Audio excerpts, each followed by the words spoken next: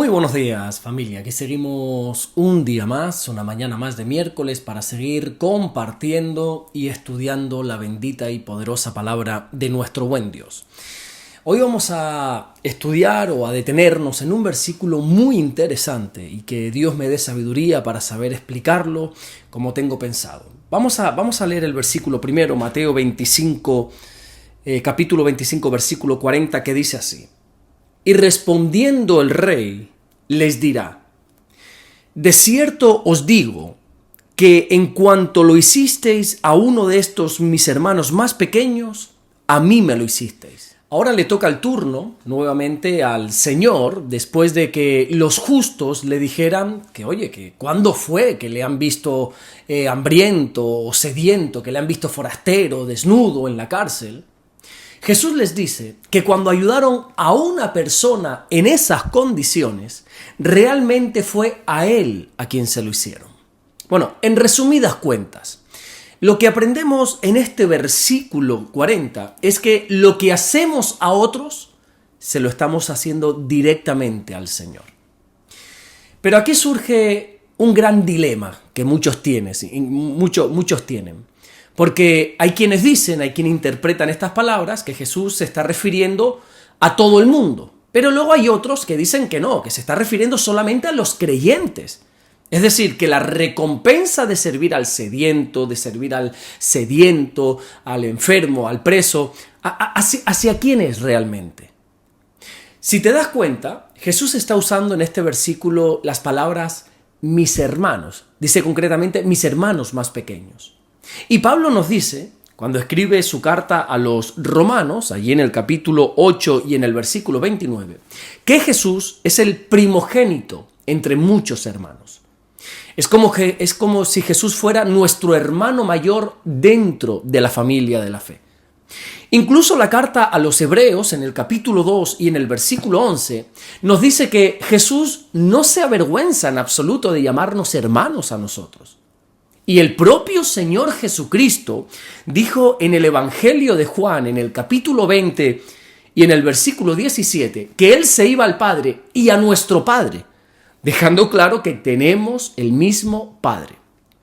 Ahora bien, todos estos versículos tenemos que interpretarlos de una manera muy sabia y ser conscientes que Jesús, aunque sí es el primogénito entre muchos hermanos, eso no significa en absoluto que deje de ser Dios. Pero bueno, volviendo al dilema de ¿a quién se está refiriendo el Señor cuando habla de servir a los necesitados? ¿Los necesitados es todo el mundo o solo los creyentes?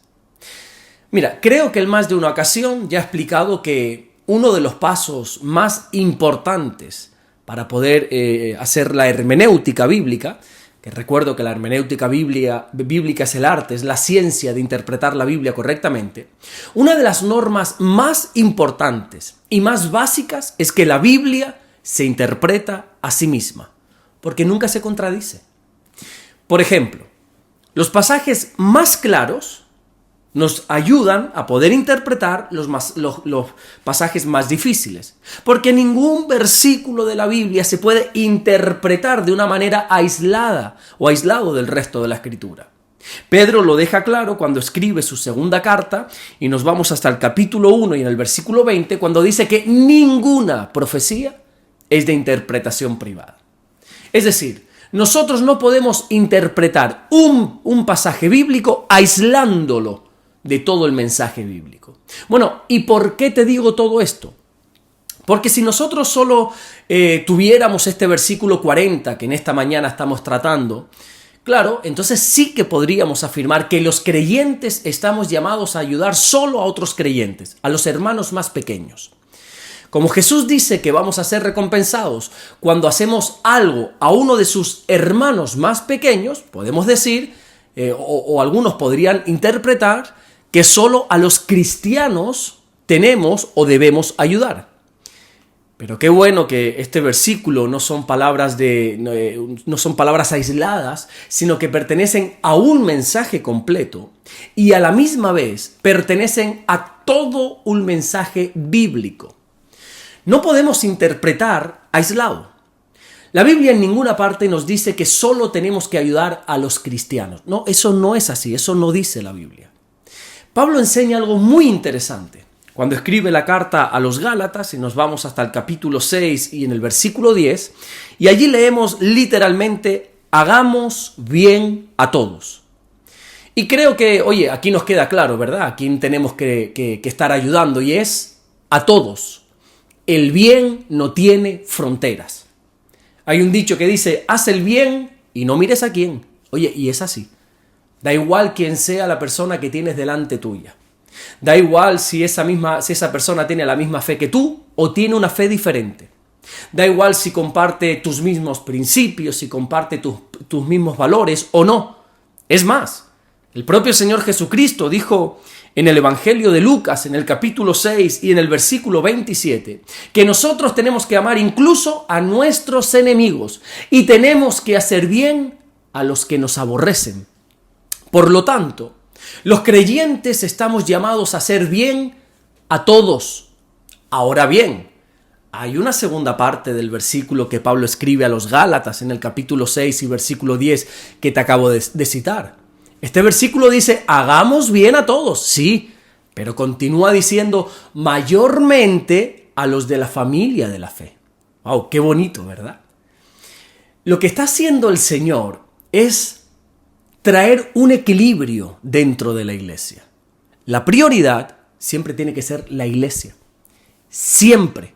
Pero eso no quita, eso no significa que excluyamos a los que no pertenecen a la iglesia. Si tú ayudas a todos, pero descuidas la iglesia, al final eso es un desastre, estás viviendo en desorden. Mira, date cuenta de esto. El apóstol Pablo, cuando le escribe la primera carta a Timoteo, allí en el capítulo 5 y en el versículo 8, le enseña algo muy fuerte y muy interesante, cuando le dice que si alguno no provee para los suyos y mayormente para los de su casa, ha negado la fe y es peor que un incrédulo, dice Pablo. ¿Es cierto que estamos llamados a ayudar a todos? Claro que sí. La iglesia debería ser una fuente, un canal de bendición para todo el mundo. Pero recuerda también cuál es el segundo mandamiento. El propio Señor Jesucristo nos enseña el segundo mandamiento en el Evangelio de Marcos, en el capítulo 12 y en el versículo 31, que es amar al prójimo como a nosotros mismos. Nosotros no podemos amar, no podemos bendecir, no podemos ayudar a los demás si no lo hacemos nosotros mismos primero. La Biblia nos enseña en el libro de los Hechos de los Apóstoles, ahí en el 4º capítulo y en el versículo 34, que en la iglesia primitiva, entre ellos no había ningún necesitado. ¿Por qué? Porque la iglesia cuidaba de la iglesia. Los creyentes se amaban entre ellos, los creyentes se cuidaban entre ellos. Y eso logró no solamente que se pudieran ayudar entre ellos mismos, sino que pudieron ser de bendición para todo el mundo. Por lo tanto, como creyentes, estamos llamados a ayudar a todos.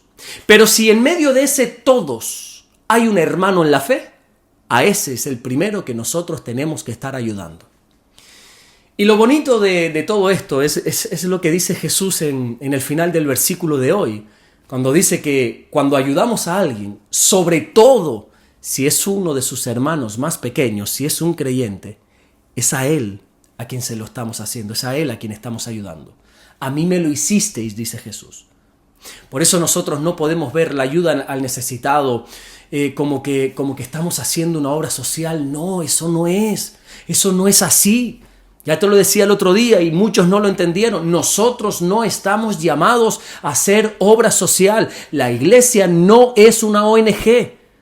Porque si miramos la iglesia como si fuera una obra social o como si fuera una ONG, nos vamos a cansar rápido. La ayuda al necesitado tiene que ser vista como una oportunidad de tener un encuentro con Jesús. Nosotros tenemos que ver la acción de ayudar a los demás como que estamos ayudando al Señor mismo. Y cuando esto lo entiendes de esta manera, de esta forma, mira, te garantizo que ya nunca más vas a volver a servir a los demás de la misma manera. Porque una ONG o una obra social, que por cierto hacen obras preciosas, una cosa no quita la otra, pero al final lo están haciendo desde una compasión humana. Y esto no se hace desde la compasión humana, esto se hace desde la compasión de Dios. Y te garantizo que no es lo mismo dar pan a alguien porque tiene hambre que dar pan a alguien cuando sabes que se lo estás dando al mismo Señor.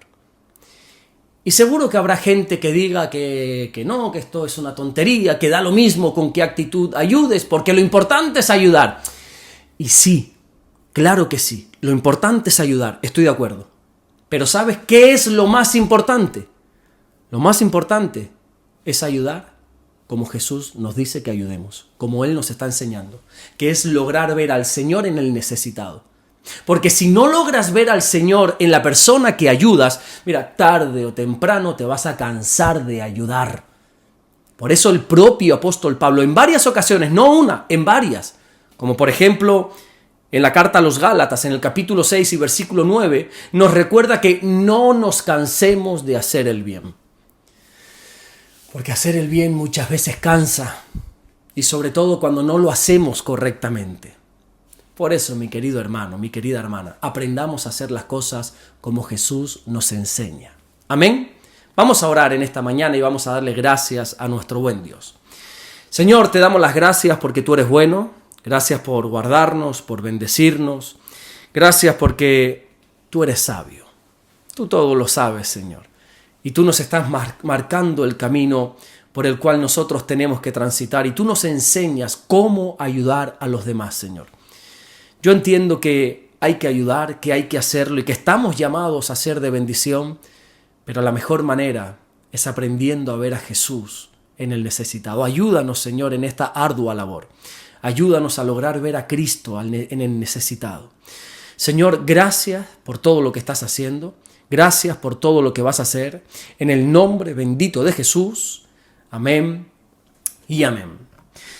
Que Dios te bendiga. Nos vemos mañana jueves, Dios mediante, para seguir compartiendo la palabra del Señor. Dios te bendiga.